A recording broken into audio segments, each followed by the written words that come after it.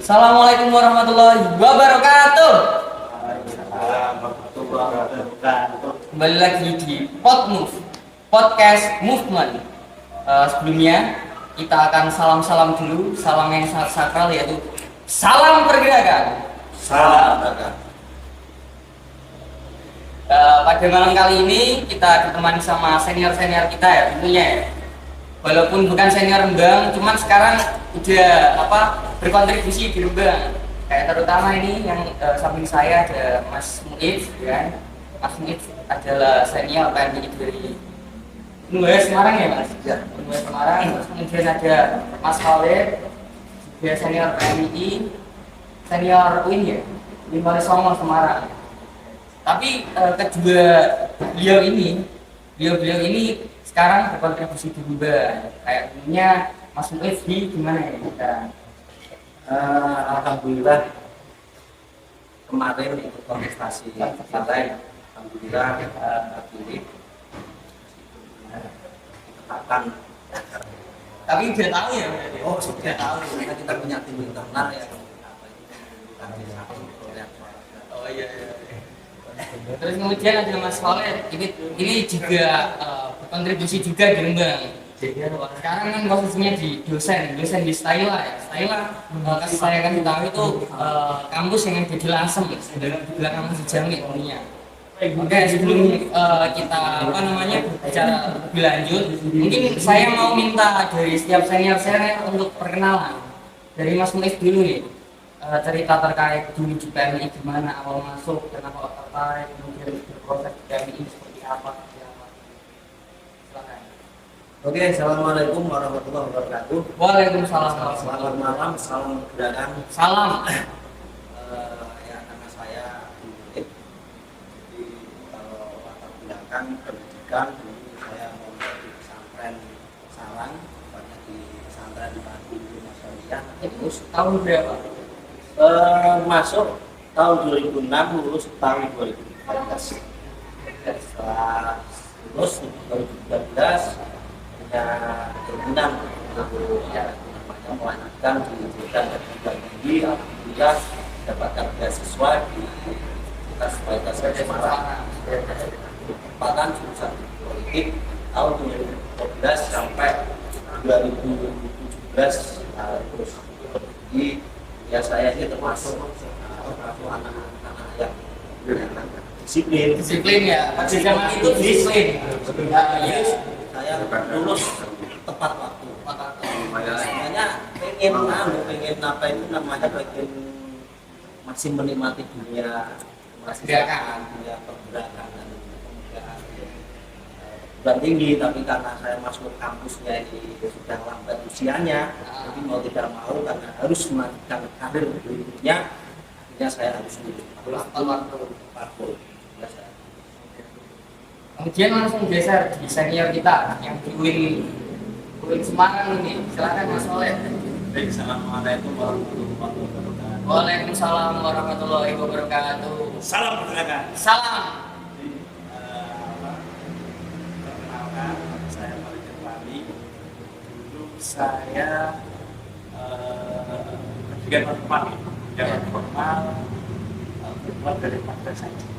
Jadi memang kalau kita lihat sekarang itu memang kalau kita mau prediksi kalau pemuda predisilah dimulai dari khususnya PMI, predisilah tentang pendidikan kita terlebih dahulu, khususnya pendidikan diniyah atau pendidikan di lingkungan di lingkungan keagamaan kita. Pendidikan ulang atau pendidikan non formal yang basisnya adalah penguatan karakter keagamaan. Karena itu adalah modal dasar dari PMI, bagaimana menumbuhkan pemuda Islam yang dimulai di akar rumput. Dulu saya di pendidikan non formal dari madrasah diniyah, kemudian di pesantren. Bukan itu memang kalau Mas Muiz ini tadi ada Mas Muiz tadi menjelaskan tentang beliau sudah insya Allah terpilih bener ya, karena punya tim internal dari internal Dukun Terawang. semoga bisa memperjuangkan itu ya, perjuangan pendidikan dunia, mungkin pesantren itu sangat baik sekali. Saya dulu di pesantren di TBS Kudus. TBS, dulu aku juga dari TBS, angkatan 2013. Yang Sanawiyah, terus kemudian Aliyah 2016, cuman nggak lanjut. Hanya MTS. Dia Sanawiyah. Oh, iya. Saya di MTS sampai Aliyah, terus SD dipondokkan di pondok TBS, dari sekolah di MTS TBS sampai Aliyah. Kemudian lanjut setelah itu tahun 2013 saya kuliah di Universitas Semarang di Fakultas Syariah dari hukum di jurusan dulu namanya IAIN, Masih IAIN Semarang. IAIN Semarang. Nah, itu angkatan saya dulu adalah angkatan percobaan UKT. Jadi ada yang namanya uang kuliah program. Apa itu UKT? UKT adalah kebijakan dari pemerintah dalam hal ini kalau perguruan tinggi keagamaan Islam negeri di bawah naungan Kementerian untuk membayar uang kuliah tunggal atau UKT yang mana UKT itu akan mengakomodir semua biaya seperti biaya SPP, kemudian PPL, KKL, KKN, dan Semua ya. jadi semua. Tetapi dampak buruknya apa? UKT-nya itu kalau istilah anak zaman sekarang itu di luar mulu biayanya. Di luar mulu. Dulu angkatan 2012 sebelum ada UKT, bayar kuliahnya itu satu semester itu cuma 500.000. Satu semester 500.000. Tapi pada zaman itu termasuk 500.000. Termasuk tapi terjangkau. Terjangkau ya. Karena apa? Karena apa itu namanya? Saya pernah jajan di sekitar kampus, juga pentol. Dan pentol itu bercerita bahwa anaknya itu bisa pindah di sini karena hal itu, karena tidak ada UKT. Nah, karena itulah kemudian karena angkatan saya itu perinci pekerjaan metode 2013 itu kemudian angkatan saya diajari terutama oleh tadi yang saya sebutkan dengan Mas Habib tadi. Nah itu diajari demo, kemudian diajari rasional gimana ini masa angkatan 2013 mau diam saja atas kebijakan UKT. Nah terus Ini berarti seluruh kampus terdampak ya? terdampak, salah satunya Universitas Semarang. Kemudian saya pertama kali itu demo internal di kampus perulakan itu mager. Langsung diajak demo. Tapi udah masuk ke PMI belum? Itu ada iras-iras untuk masuk ke PMI. Karena yang memang mengajak tidak hanya PMI saja, jadi seluruh organisasi ekstra maupun intra ekstra seperti PMI, HNI, DMI itu kami itu mengajak untuk ikut demo karena akan bebas kuliahnya akan bebas makan. Dan banyak yang saya sepanduk sekarang bukan bukan kampus rakyat, kampus yang dikuasai oleh pemerintah, bukan kemudian menjadi menjadi polemik pada saat itu. Dan memang perjuangan kami akhirnya memang tidak berhasil karena kemudian UKT tetap dijalankan sampai Pengaruh. Tapi kan ada experience-nya di situ. Ya, ada semangat untuk menolak ketidakadilan, menolak kebijakan yang tanpa sosialisasi terlebih dahulu. Tapi untuk Mas Murid juga ini berproses dulu itu bagaimana sih kami? Kalau dari experience-nya dengan Iya. Kalau tadi kopinya kopi rasa mantap, ini sudah rasa senior nih. Soalnya kita disponsori juga sama ini Lentera Coffee. Mas Gabat. Yang itu ya, yang ini enggak Lentera Coffee, yang ini yang hitam, yang premium memang tinggal nambah 3.000. Jadi dulu itu kenapa ketika memang saya itu sebenarnya sejujurnya masuk kampus itu satu sisi Jadi tujuan saya itu memang ingin ikut bergabung dengan pergerakan. Jadi selama saya di pondok itu dulu pendekatan termasuk santri yang jadi kalau teman-teman saya itu suka baca-baca kitab, saya juga suka baca kitab. Tapi pada waktu itu saya juga suka membaca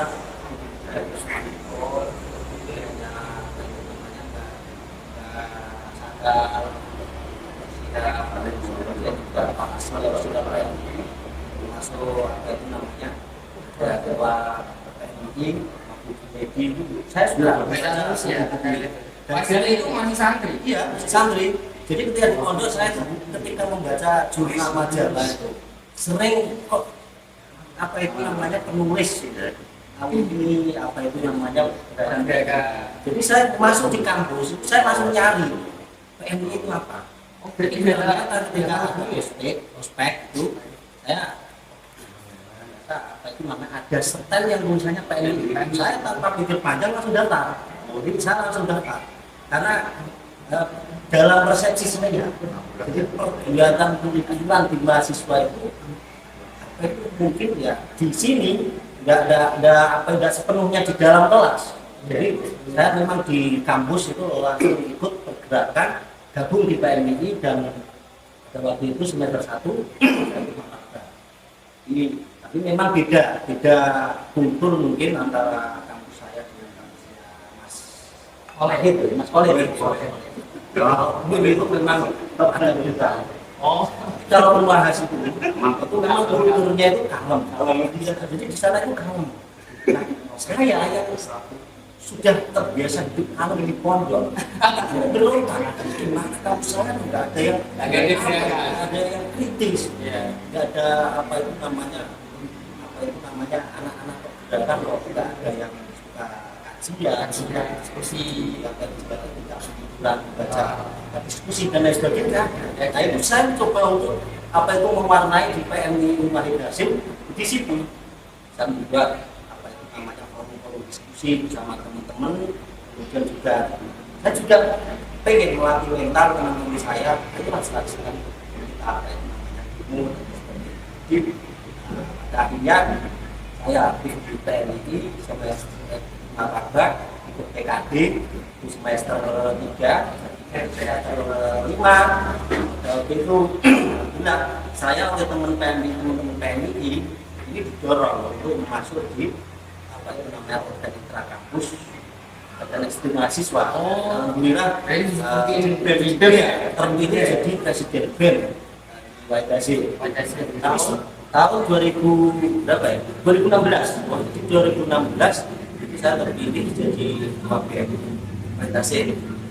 Di apa itu namanya pengalaman dalam berpolitik saya sebenarnya ketika saya lulus di kampus ini saya jiwa politik saya itu masih apa itu masih meronta-ronta. Intinya itu masih menyatu dari jurusan saya jurusan politik aktivitas kemahasiswaan saya juga banyak terlibat dalam pergerakan yang politik di kampus Match ya. Bisa sama. tapi ketika saya lulus saya sadar betul bahwa era hari ini bukan lagi era 98. Jadi kalau saya melihat ada dua jalur untuk masuk di politik praktis. Yang pertama itu jalur kaderisasi. Yang kedua jalur entrepreneur. Iya. Jadi kalau dulu era 98 banyak para senior kita dalam pergerakan aktivis itu melenggang ke Senayan, termasuk ada pengadilan Nabi Bulu, ada Faridam, ada Fabrizio, ada itu namanya Iman Sujarni dan sebagainya. Mereka ini adalah mantan aktivis mahasiswa. Tapi setelah era reformasi banyak para politisi di Senayan diisi oleh para entrepreneur semua di partai dan diisi oleh para entrepreneur ya Pak dan sebagainya itu. Iya, kayak Yang sekarang itu yang viral itu. Ada Sandiaga Uno, Ah. ada apa namanya dan lain sebagainya. Jadi ketika saya lulus saya sadar itu kalau saya ingin masuk di politik, kalau saya apa itu namanya melalui pintu organisasi ini terlalu lama. Iya, terlalu Makanya lama. saya vakum dalam dunia kepemudaan itu selama 2 tahun. 2019 saya vakum untuk membangun satu apa itu namanya usaha. Jadi ini saya persiapkan bahwa karena politik hari ini kita butuh yang namanya finansial yang kuat dan terbangun karena keterbatasan saya ya bukan karena apa itu nama bukan karena pejabat orang petani juga ini akhirnya yang saya pikirkan usaha yang modal kecil tapi untungnya lumayan apa ya ini saya mendirikan kuliner santai rambutan durasi Oh, berarti udah banyak cabang ya? udah alhamdulillah 2 tahun kan menguasai apa itu nama cukup untuk apa itu nama berdikari secara ekonomi itu baru saya setelah itu cari momentum nanti masuk di politik. Alhamdulillah ini adalah perdana apa itu juga 3 ini perdana. Kemudian saya 2020 sudah bergabung di politik bukan. Dengan rekan saya itu Mas Nuri ya mencoba ingin menggerakkan kembali organisasi kepemudaan berkembang KMPI. Oh iya, KMPI. Tapi memang apa itu namanya dengan keterbatasan budaya kita, memang kita tidak punya masif dalam membuat kontribusi dan kebermanfaatan terhadap apa itu kepemudaan berkembang. Tapi akhirnya saya masuk di politik praktis, alhamdulillah pertama kali dan terpilih. Ini semoga dengan apa itu namanya momentum seperti ini besok ketika saya itu namanya bisa jadi DPRD bisa lebih mampu untuk berkontribusi berperan dan apa itu sama-sama dengan teman-teman pemuda Berkembang. Ayo kita bareng bagaimana peran pemuda Berkembang ini kita karena hari ini sudah waktunya regulasi. Ya itu harus, soalnya bagaimanapun 2045 itu dipegang oleh kita. Mau nggak mau kan kita harus mulai sekarang. Ya. Tapi membahas di luar pembahasan ini ya, dari dulu kepanjangan ini kan pasti kan masuk di kepengurusan dari entah keturangan terus kemudian pengurusannya bahkan cabang ya. Nah itu dulunya gimana nih? Dari Mas Khalid dulu coba. Dulu saya masuk di PMI memang PMI Wali Songo itu terkenal gimana ya? Terkenal agak ganas sih dari tanda kutip. Ganas dalam agresif ya. Agresif.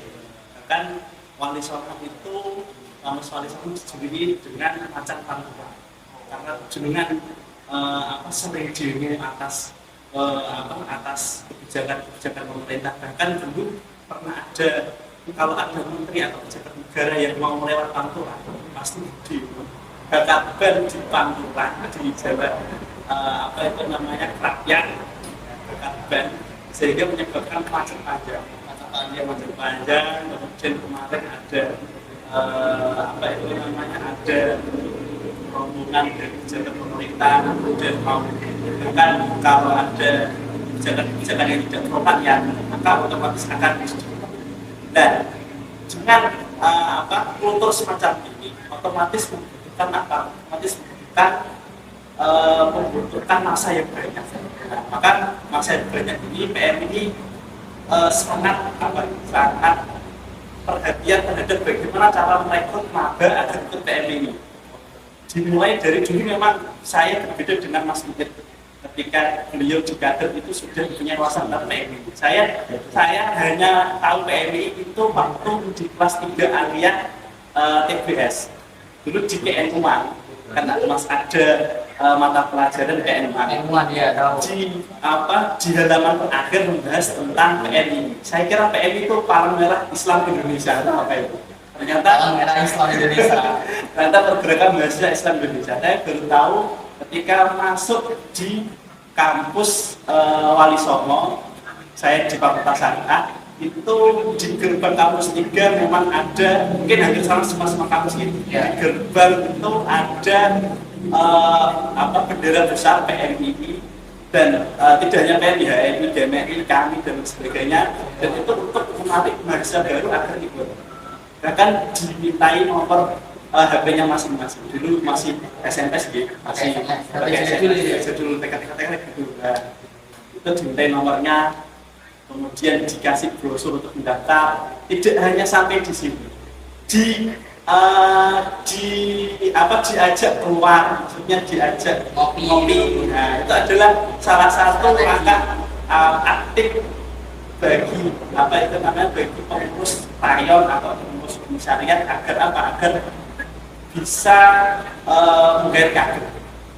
Dengan cara-cara seperti itu, saya akhirnya tertarik. Jadi ada pendekatan, kemudian diajak diskusi, dan ada diskusi yang memang kalau PMI Warisono itu agak cenderung ke, kalau PMI Warisono kalau PMI Warisono itu alirannya sedikit condong ke kiri. Kirinya kita masuk sosialis, kemudian banyak yang membahas tentang filsafat, kan di Fakultas Usuluddin itu namanya Usuluddin, tapi tidak mencerminkan Fakultas Usuluddin. Karena apa? Karena Fakultas Usuluddin itu membahas filsafat sampai ke jero. Terus kemudian malah yang fokusnya tidak masalah agama, tetapi ke filsafat tidak filsafat tentang Islam.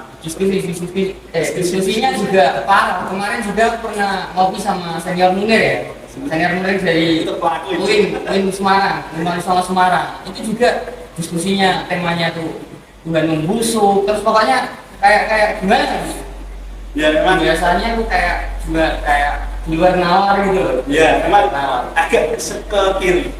Saya kemudian ingin ikut dan tapi membatasi diri jangan sampai kebablasan, hanya ingin tahu oh memang Warisono itu bentuknya begini, tapi kirinya itu kiri perjuangan untuk membela hak-hak yang dianggap rakyat itu diskriminatif dan tidak menguntungkan rakyat.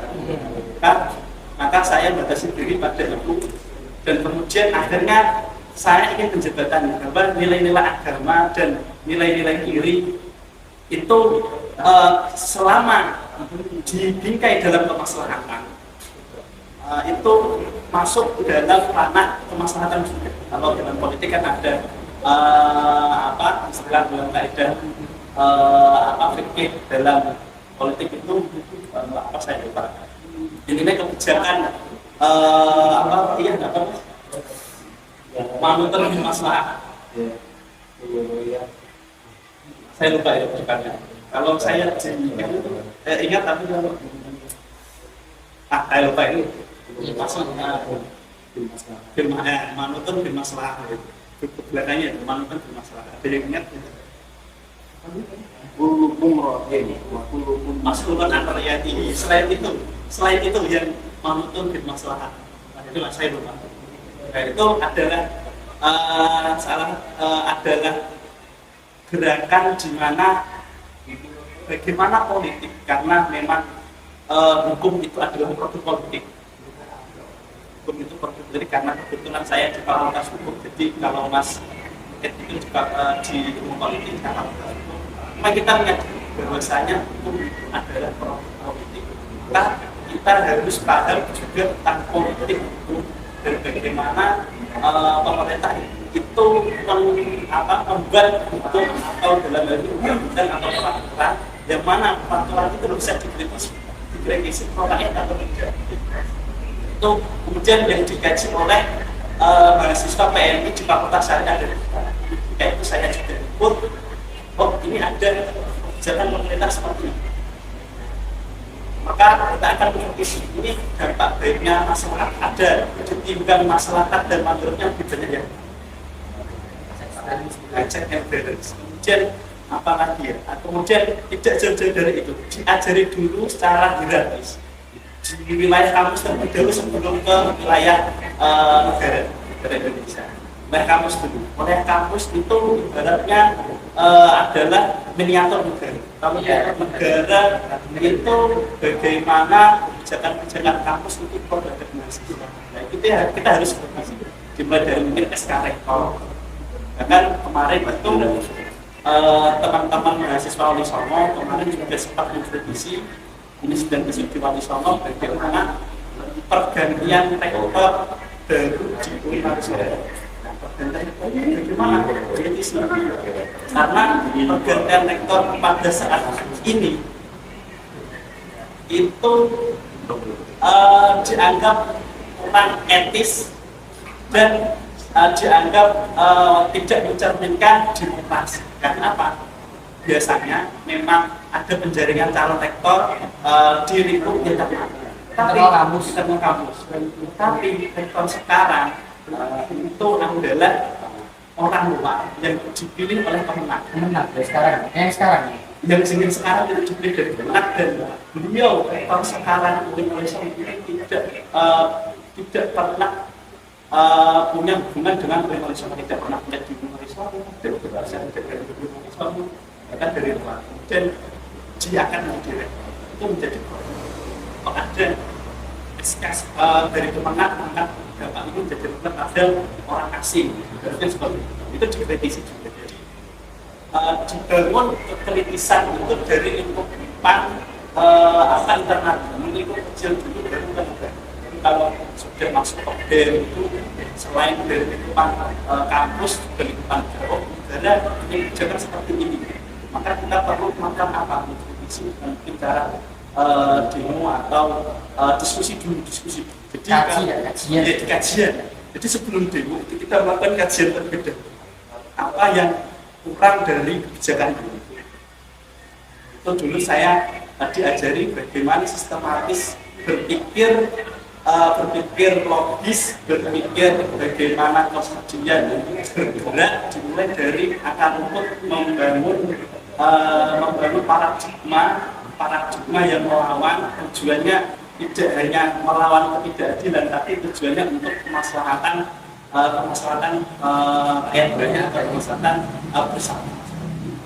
Dan untuk ini nih, dari aku manggilnya sahabat ya, sahabat apa senior ini? Sahabat lah ya. Tapi sahabat ini sendiri di kultur ya, kultur dari UNS karena juga Mas Khaled bilang ya, misalnya apa rada alim gitu kan, kurang agresif atau gimana? Mungkin dari perspektif sahabat Muiz itu gimana? Kalau di UNS itu memang karena ada mayoritas kan ini kan ada rayon agama yang mana itu dari fakultas agama Islam itu yang mendominasi mayoritas, dan ada sedikit dari fakultas sosial fakultas sosial kan namanya rayon sosial yang diisi oleh mahasiswa hukum, ekonomi dan fisik. Jadi ini sedikit. Jadi karena yang mendominasi ini dari mahasiswa jurusan PKI ini yang pada akhirnya ini membentuk karakter kalau karena saya sendiri ini sudah saya ulang lagi, saya sudah terbiasa hidup dengan cara berpikir kesadaran yang sama. Sebenarnya saya ingin mencari paradigma baru dalam. Jadi saya pada waktu masuk kampus sudah terbiasa membaca filsafat, baik itu filsafat Islam atau filsafat Barat. Jadi semua ya. Jadi bagaimana namanya dialektika yang terus kemudian namanya Aristoteles, namanya sama yang Islam itu misalnya Gus, Al-Farabi, Al-Ghazali dan sebagainya. Sebenarnya itu saya sudah cukup punya modal untuk itu. Ya. Jadi saya ingin mencoba untuk sedikit memancing teman-teman saya. Ayo sekali-kali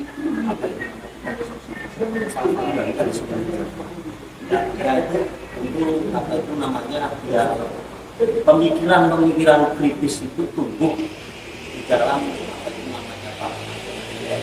jadi kader-kader ini dipersiapkan benar diisi oleh orang-orang yang secara wawasan intelektual itu mumpuni. Karena pada waktu itu ya, menurut saya kegiatan ini, ayo kita camping, ayo kita ini. Nah, saya selalu mengingatkan PMI itu pergerakan mahasiswa, bukan pergerakan atau pergerakan mahasiswa. dan perizinan. Jadi saya mencoba membuat tapi memang kalau saya apa itu namanya saya tetap mengkritik dengan para kandidat PNI yang kalau bahasa saya dulu itu sosok ini sosok ini katakanlah dengan membuat tema-tema kontroversial dalam diskusi ini bagi saya itu apa itu mereka ini hanya yang hanya itu membahas satu kontroversi saja tapi isinya itu mereka sebenarnya nggak paham. Iya itu. Jadi saya selalu mengkritik itu ketika ada yang muncul geser ke kiri, kita harus kiri belakang. Saya katakan, kamu kiri itu apa? Justru Islam inilah yang paling kiri. Iya, karena apa? Dulu ketika Nabi Muhammad apa itu siapakah pengikut-pengikut yang apa itu namanya sama beliau? Dia orang-orang mustaqim, orang-orang yang proletar. Ini menunjukkan bahwa Islam ini perlu belajar tahun-tahun tertinggal, tahun proletar, dan ini adalah kiri. Jadi jangan kalau kalian mengatakan kiri itu apa itu namanya Islam ya. Kamu Islam anggapannya gitu pertama. Apa itu kamu tidak paham kiri, kamu justru tidak paham kiri. Artinya apa ya? Ini bagi saya itu sebenarnya masalah apa itu namanya kiri atau kanan atau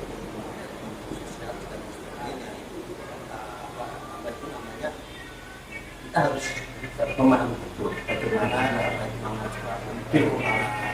temuan bagaimana mereka ini. Jadi kita harus apa itu namanya belajar jangan kita hanya apa itu namanya kita hanya datang dari ceramah-ceramah. Kita harus membaca Pasti ya. Pernah nggak kalian kata pernah nggak kalian kata maka bukunya perang? Nah ini yang saya dorong teman-teman. Coba kalian apa itu namanya baca, pahami, perbandingkan. Bisa. Kalau apa itu nasimpan. Kalau ya coba lah baca bukunya ada teman-teman Islam, misalkan Indonesia dan ada mungkin yang ada ke apa itu namanya di pesantren ini ya saya dan psikologi tapi sudah itu ya dan sebagainya. Jadi saya dulu bingung baca kalau pemahaman yang kurang serah kayak harus seperti ada sesuatu yang kurang panjang ya kurang mudah.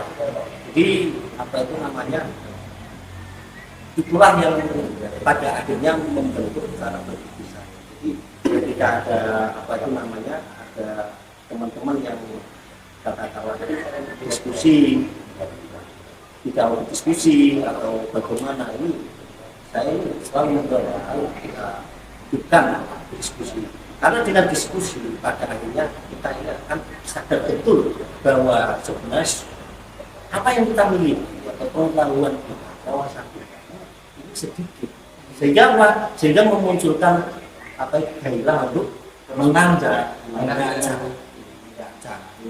ini pada akhirnya ketika kita pakai untuk diskusi ini kan apa kita jadi saya menghidupkan kultur diskusi di kualitas meskipun apa itu namanya meskipun tidak begitu secara menyeluruh saya mampu menyeret para kader-kader kualitas ini masuk dalam alur yang saat ini, tetapi sedikit banyak itu membuat perubahan pada teman-teman.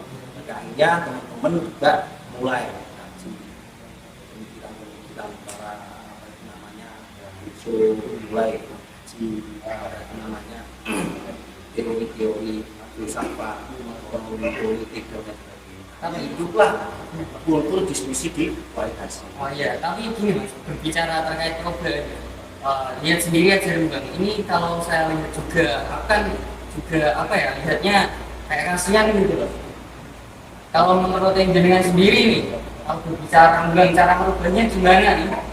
Gimana itu? Ini membuat secara penggunaan atau secara ya dari tataran bawah dan enggak banginnya Bang itu Bang sekarang dari masyarakatnya sampai tataran pemerintahannya. Soalnya kan kemarin juga kan di podcast aku juga dengar istilah gini, rembang gemilang apa rembang belum Pak, ya kan? Dan solusinya apa? Solusinya ya ganti bupati. Oke, itu kalau saya, jadi kalau cepat sesuatu yang pastilah, karena sebentar lagi kita akan masuk pada musim politik ribut. Apalagi bupati yang sekarang, ya Pak Aku sendiri dia sudah menyatakan sebenarnya sudah ingin berhenti, Ingin tryout. dan pengen supaya yang meneruskan generasi muda ini. Kenapa generasi muda? Karena kalau dalam itu ada ayat itu dibilang Fidyatun amanah minal mu'minin. Ketika saya buka di maksud Fidyah ini Aisyah dua akbar itu generasi muda ini punya potensi yang cukup luar biasa. Iya. Apa potensi itu?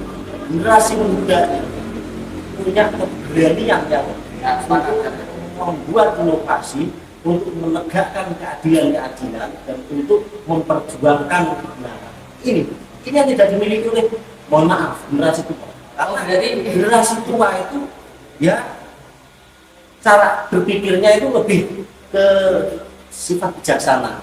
Misalnya ketika ada satu penyelewengan, sudahlah kita maklumi, kita usah. Itu kalau generasi tua, Ya. generasi muda udah bisa. bisa. Ini harus kita perhatikan. Kalau Langsung berontak lah ya. kita harus perhatikan. Kita tidak pandang pemilik orang lebih generasi. Berarti calon generasi muda Punya mental untuk apa itu namanya turun yang. Berarti generasi muda itu contohnya kayak ini ya, anaknya bupati itu kan generasi muda. Kalau di Rembang ini kita ini punya banyak stok generasi muda yang menurut saya ini cukup potensial untuk apa itu namanya menggantikan apa itu untuk meneruskan pembangunan di Rembang. Oh, meneruskan pembangunan ya. Iya, ini. Jadi apa itu namanya? Memang menurut saya besok pemimpin Rembang ini syarat wajibnya pertama harus muda. Ya. Iya, kalau pengen Rembang maju syarat wajibnya harus generasi muda. Dan Rembang ini alhamdulillah kita punya banyak stok para generasi muda termasuk apa itu namanya kita punya Kusuma. Beliau ini generasi muda. Kusuma. Beliau ini Kusuma ini ya? Ya beliau akhirnya Kusuma. Iya, Gus Benda. Beliau punya modal politik yang cukup kuat untuk apa itu namanya betul untuk nyalon bupati karena beliau sebagai ketua partai. Beliau juga punya modal sosial yang cukup kuat karena beliau ini juga termasuk apa itu dari keluarga pesantren. Beliau punya usaha.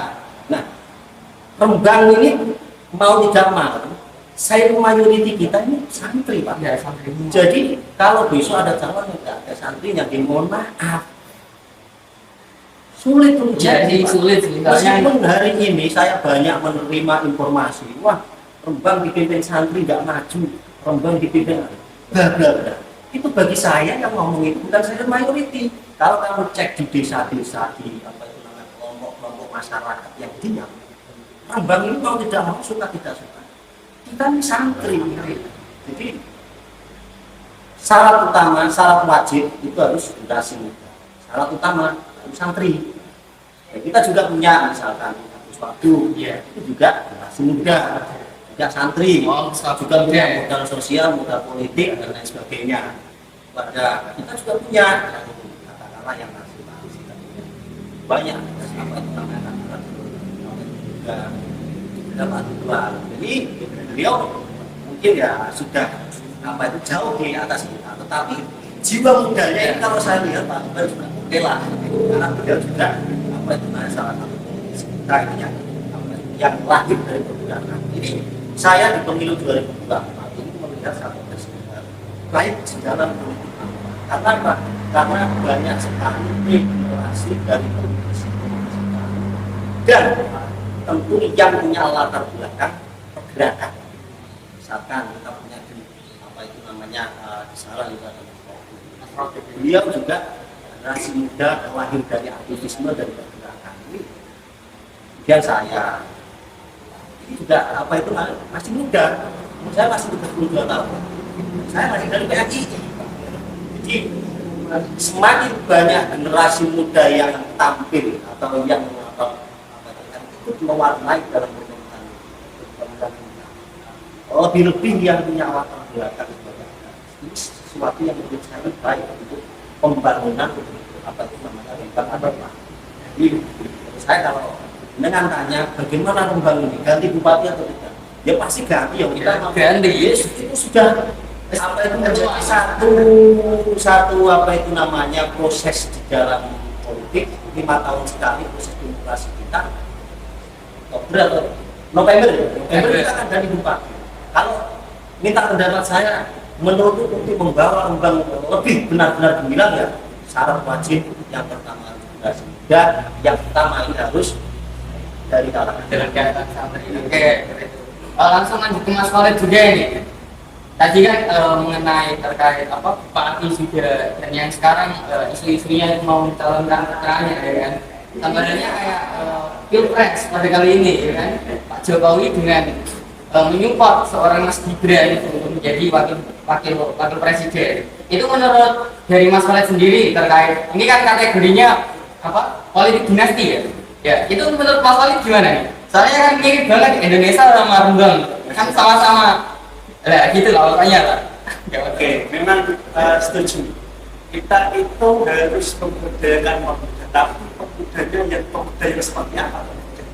Apakah pemuda-pemuda yang apa itu namanya? Karena kita itu sekarang pemudanya sedang krisis identitas. Maka kita perlu memilih dan memilah mana pemuda yang cakap untuk memimpin. Itu perlu. Bagaimana kemudian kita mengetahui latar belakang mungkin latar belakang kiprahnya di dunia pendidikan, hubungan sosial dan lain sebagainya. Nah, kita perlu mendalami. Jadi jangan hanya modal umur muda saja, tetapi tidak mempunyai kapasitas dan kapabilitas untuk memimpin suatu daerah bahkan suatu negara. Itu perlu. Akhirnya apa? Akhirnya pemuda itu diharapkan, saya setuju kalau ada pemuda sangat setuju. Tapi kita harus lihat kemampuan seorang pemuda atau orang-orang muda dalam memimpin. Jangan hanya karena muda, kemudian karena mungkin anaknya tokoh A, tokoh B. Karena beda mungkin anaknya dan bapaknya itu berbeda. Pasti ya pasti beda karena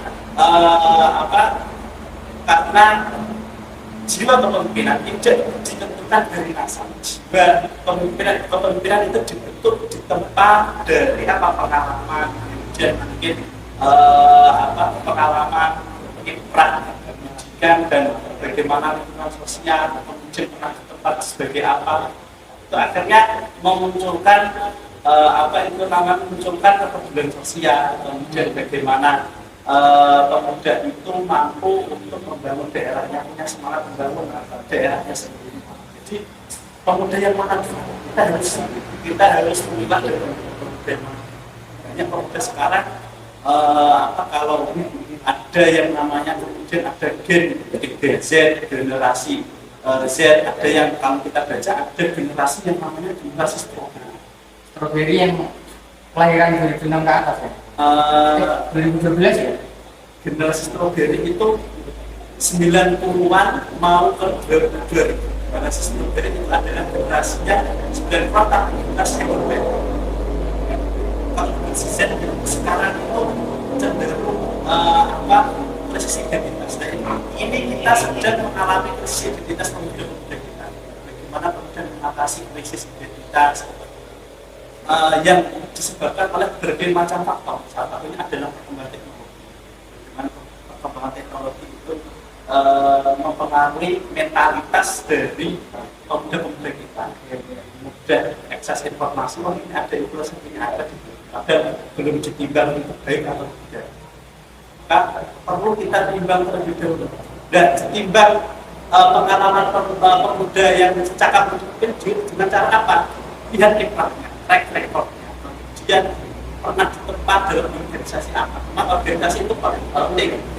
Salah satunya adalah PNI. Bagaimana PNI kemudian latar belakang dari Islam Ahlussunnah wal Jamaah, kemudian yang memperjuangkan memperjuangkan rakyat kecil, proletar, kemudian rakyat dari akar rumput, kemudian bagaimana kalau kader PMI memimpin itu harus apa itu namanya dijadikan acuan. Tokoh muda PMI itu karakternya seperti ini, karakternya kalau PMI ingin kuat juga pun dari karakter kadernya, ya bagaimana jumlah dari organisasi lebih dahulu lah yang paling mudah, bagaimana kemudian ketika sudah dilantik berkomitmen, kemudian kita kan pernah lihat bahwa ketika dari PMI adalah salah satu bentuk dari bentuk yang ada kan sering di pelan-pelan waktu bayat biasanya. waktu bayat. Nah, ketika mundur ya atau menghilang tanpa jejak, biasanya itu